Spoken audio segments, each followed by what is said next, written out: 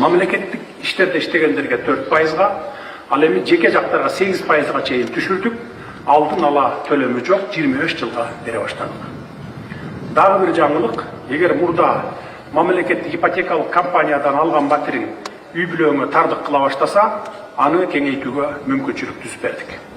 Мисалы, мурда бир бөлмөлүү батир алып, убакыттар өткөндөн кийин бала бакыраңар чоңоюп, ал батириң үй бүлөңө тар боло баштаса, аны кайрадан мамлекеттик ипотекалык компанияга тапшырып, 2 же 3 бөлмөлүү батирге алмаштырсаң болот деген мүмкүнчүлүк түзүп бердик. Мурда бир бөлмөлүү батирге төлөп жүргөн акчаң толугу менен кийинки кеңейтилген батириңдин төлөмүнө эсеп болуп кете берет. Эми алдын ала 50%ын төлөп алып жаткан жарандарыбызга токтоло кетейин. Ушундай жол менен мамлекеттик ипотекалык компаниядан бир эле жолу батир ала алышат. Депутаттар күмөн санап жатышкандай кайра бир нече жолу ала алышпайт. Тагыраак айтсам, бүгүн мамлекеттик ипотекадан алган батирди эртең кайра сатып бизнес кыла алышпайт. Ошондуктан булар үчүн дагы өзүнчө программа киргиздик.